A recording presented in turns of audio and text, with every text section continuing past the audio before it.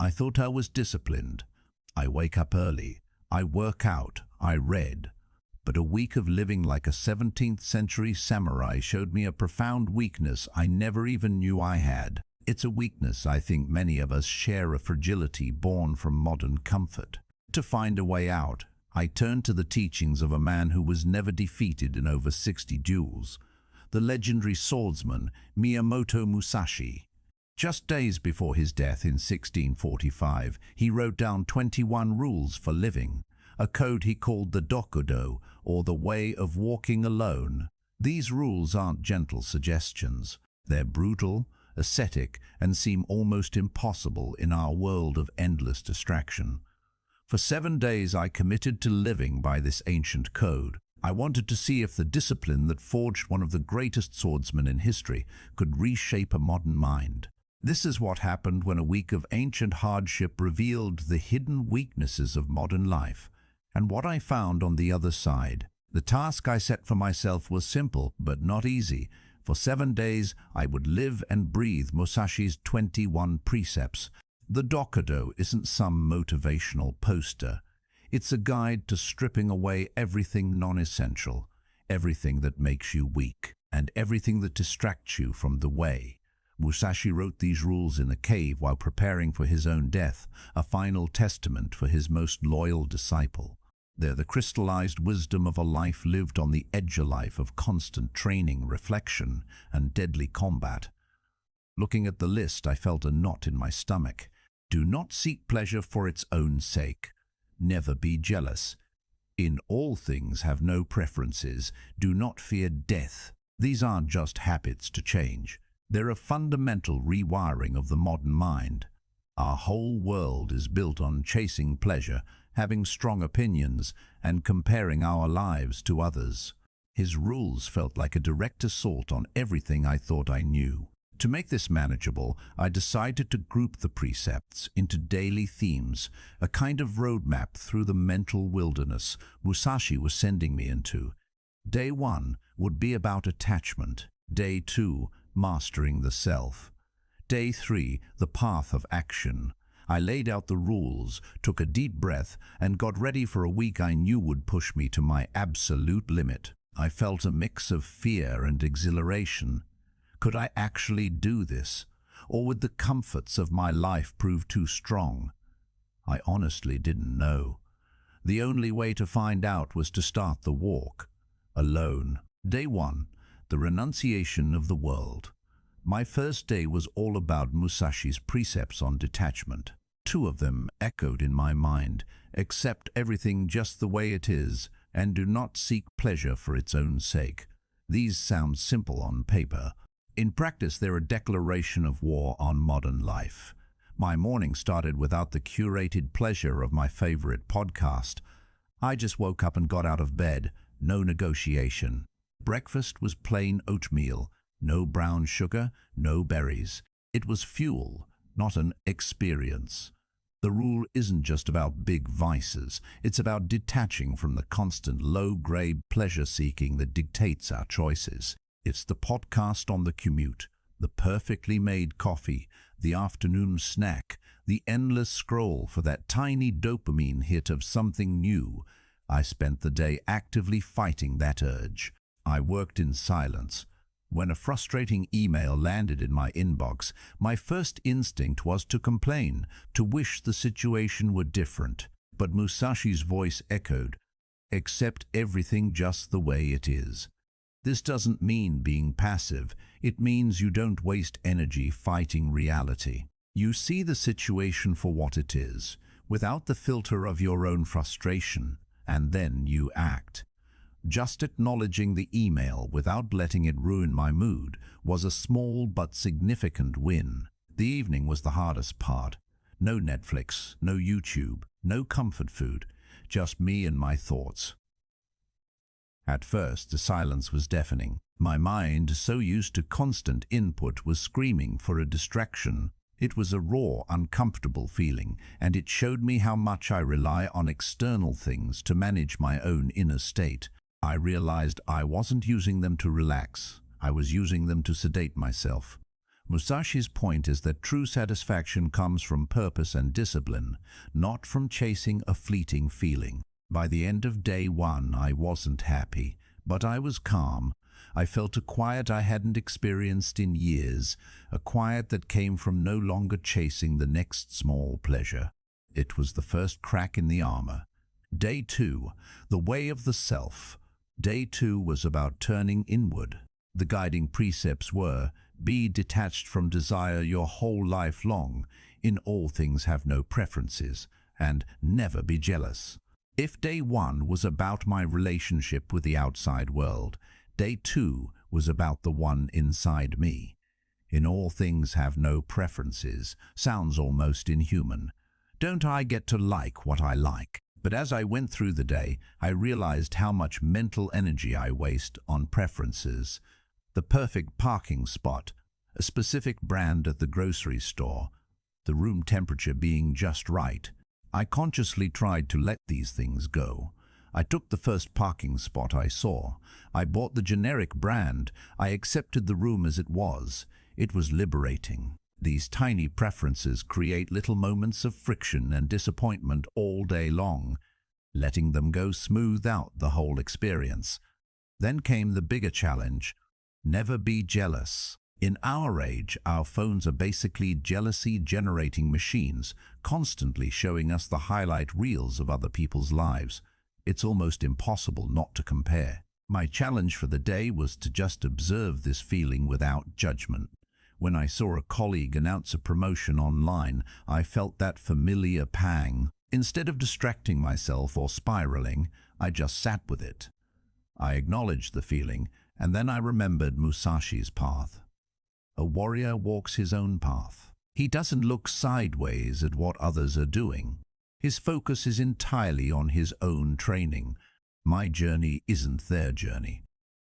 Detaching from desire was the thread tying it all together. Musashi isn't saying you can't have goals. He's saying your peace of mind shouldn't depend on reaching them. You can work towards something without being enslaved by the desperate need for it. As the day ended, I felt a strange sense of freedom. By releasing the need for things to be a certain way and refusing to measure my life against others, I felt lighter. I was starting to get it. True strength isn't about controlling the world around you, but about mastering the world within you. Day 3. The path of action. Musashi was a man of action.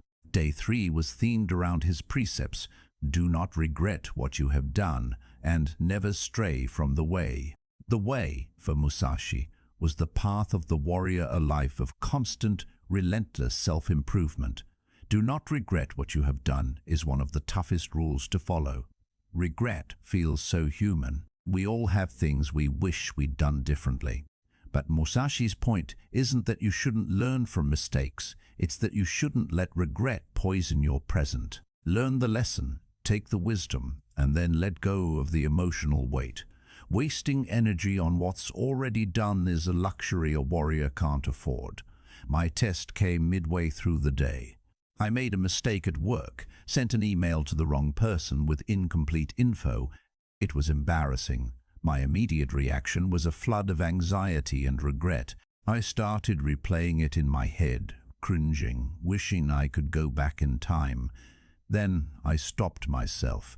I applied the precept. I couldn't change it, but I could learn from it and act now. I took a breath, drafted a clear and concise apology, and sent it. Then I forced myself to move on. The regret still lingered, but I refused to give it power. I treated it as a data point, not an identity. This ties right into never stray from the way. For me, the way this week was this very project. When that feeling of regret threatened to derail me into a spiral of self-criticism, that was an attempt to stray from the path. The path is always forward. It's about the next action. By the end of day 3, I understood that discipline isn't just about forcing yourself to do hard things. It's also the mental discipline to let go of what holds you back. Regret, resentment, complaints, they're all anchors to the past. Musashi's path is one of relentless forward momentum. The past is for learning, not for living. The only moment that matters is right now. The only question is, what are you going to do? I'm only 3 days into this journey, and it's already one of the most challenging things I've ever done, forcing me to confront habits I didn't even know I had. I'm curious, which of Musashi's rules do you think would be the hardest for you to follow? Let me know in the comments. And if you're finding this exploration of ancient wisdom valuable for modern life, consider subscribing and joining me on this path. Day 4, The Warrior's Mind. Day 4 was about perspective, guided by 2 of Musashi's most profound rules. Think lightly of yourself and deeply of the world, and do not, under any circumstances, depend on a partial feeling. Think lightly of yourself and deeply of the world is a radical idea in our culture of self-assertion. We're told to build our personal brand, focus on self-care, and constantly analyze our feelings. Musashi says, do the opposite. Shift your focus from the small, chaotic world of your own ego to the vast, complex world outside. When you spend all your time thinking about yourself, how you look, what people think of you, your world gets very small and your problems seem very large. I practice this by consciously shifting my focus outward. In conversations, I tried to just understand the other person, not worry about how I was coming across. While walking outside, I tried to notice the details of the world instead of being lost in my own thoughts. The shift was incredibly powerful.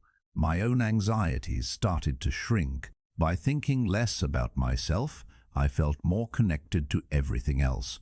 It's a paradox.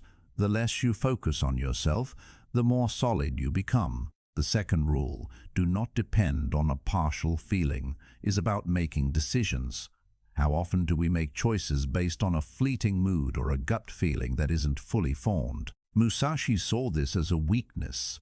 For a swordsman, hesitation is death. In our lives, it just leads to weak decisions and abandoned projects. My challenge was a decision I'd been putting off between 2 work projects. Instead of going with my vague feeling about which seemed more interesting, I applied Musashi's logic. I sat down and methodically wrote out the pros and cons. I gathered all the info I could. I waited until I had a sense of complete clarity, not just a partial feeling. When I finally made the choice, it felt solid. It was a decision made with my whole self, and I knew I'd see it through. On day 4, I learned that a clear mind is a weapon. By taming the ego and demanding clarity, you build a foundation of mental strength that is unshakable. Day 5, Respect and Integrity. Day 5 moved into the realm of honor and principle, guided by respect Buddha and the gods without counting on their help. And you may abandon your own body, but you must preserve your honor. These might sound archaic, but they're incredibly relevant today. Respect Buddha and the gods without counting on their help can be read as respect the principles, the systems, the greater good, but never expect a handout. It's about taking total ownership. You don't get lucky. You make your own luck through preparation. You respect the laws of your craft, but you still have to put in the thousands of hours of practice. I applied this by focusing on my work with a sense of duty, without expecting a specific outcome. My job was to do the work to the absolute best of my ability and respect the process itself. The result was out of my hands. This removes the anxiety of wanting a certain outcome and puts the focus squarely on effort and quality, the only things you can actually control. The second precept, you may abandon your own body, but you must preserve your honor, gets to the core of integrity. For a samurai, honor was more valuable than life itself. For us, it means your values, your principles, your word. They're non-negotiable. It's about being who you say you are, even when it's hard, even when no one is watching. My test came in a small, everyday moment. I realized I had been undercharged at a store. The amount was trivial. It would have been easy to just let it go. The old me might have, but Musashi's voice was in my head. Preserving honor is about your actions, big and small. I went back in and paid the difference. The cashier was surprised. It felt insignificant, but it wasn't. It was an act of preserving my own self-respect. Day 5 taught me that discipline isn't just for personal gain. It's about aligning yourself with principles larger than your own life. It's about building a character that's worthy of respect, especially your own. Honor isn't some grand abstract idea. It's forged in the countless small choices you make every single day. Day 6. The simplicity of a Ronin. After days of intense mental discipline, Day 6 brought a more tangible challenge, guided by precepts about materialism. Do not hold on to possessions you no longer need, and do not pursue the taste of good food. As a Ronin, a masterless samurai, Musashi was a wanderer. He had to travel light. Every possession was a burden. While I'm not a wandering swordsman, this principle cuts to the heart of our consumer culture. We collect things thinking they'll bring us happiness, but often they just weigh us down. My task for the day was a ruthless decluttering. I went through my closet and got rid of any clothes I hadn't worn in a year. I purged my digital files, deleting old projects and useless documents. I unsubscribed from dozens of email lists. With each thing I let go of, I felt a little lighter. The things you own end up owning you. They take up space, require maintenance, and occupy mental bandwidth. Letting them go felt like freeing up processing power in my own brain. The second precept, do not pursue the taste of good food, isn't about starving yourself. It's an extension of not seeking pleasure for its own sake. Food should be nourishment, not entertainment. For the whole day, I ate the simplest meals possible. Plain rice, steamed vegetables, lean protein. No sauces, no complex flavors. What I discovered was fascinating. When you're not chasing flavor, you start to pay attention to true hunger, not the boredom-induced craving for a snack. I actually ate less but felt more energized. It was a powerful reminder that the more we stimulate our palate, the more stimulation we need to feel satisfied. By going back to a simple baseline, I was resetting my body's expectations. Day 6 was a lesson in sufficiency. It showed me how much of my life was dedicated to acquiring and enjoying things I simply didn't need. By embracing simplicity, I wasn't depriving myself. I was creating space, physical space in my home, and mental space in my head. Day 7. Living with death.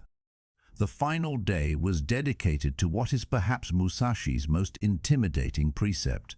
Do not fear death. For a man who faced death over 60 times, this wasn't an abstraction, it was a practical necessity. For me, living in the 21st century, the application is more metaphorical, but no less powerful. It's about living with urgency and purpose. The Stoics called it memento mori, remember you will die. Not to be morbid, but to be motivated. I started the day by meditating on this. What if this were my last day? What would become important, and what would just fall away? The answers were immediate. Petty grievances, anxieties about the future, pointless distractions. They all evaporated. The only thing that mattered was the present moment and how I chose to live it. I moved through the day with a heightened sense of intention. I told the people I care about what they mean to me. I focused on my work with a deep sense of purpose, not for some future reward, but for the sake of the work itself. I took a walk and truly saw the world around me, not as a backdrop to my thoughts, but as a miracle. Living as if you're already dead is a strange and powerful thing. It removes the fear of failure. If this is all bonus time, what is there to lose? It makes you bold. It makes you grateful. You stop putting life off until some future date when you have more time or money. You realize that now is all there is. By evening, I felt an overwhelming peace. The week-long struggle with pleasure, ego, and regret had all been leading here. All of Musashi's rules are designed to strip away the non-essential so you can live more fully in the time you have. By confronting the end, you finally learn how to begin. So, after a week of living like a 17th century samurai, did it change everything? Yes, I didn't emerge from this as some enlightened master swordsman, but I did emerge with a new perspective and a new clarity about the hidden weaknesses of modern life. I saw how the constant chase for comfort had made me mentally soft, how the obsession with self and comparing myself to others had made me anxious, how my attachment to outcomes and my fear of regret had made me hesitant. Musashi's Dokkodo was the antidote. By accepting reality, I stopped wasting energy on things I couldn't control. By renouncing pleasure, I found a deeper, more stable contentment. By thinking lightly of myself, I felt a greater connection to the world. And by confronting my own mortality, I learned how to truly live.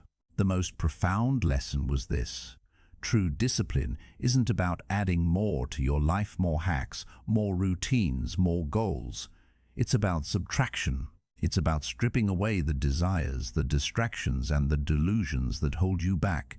It's about walking your own path, alone and unburdened. This week proved to me that the principles of a warrior who lived 400 years ago are more relevant than ever. They are a roadmap to reclaiming your focus, your honor, and your peace in a world that is actively trying to take them from you.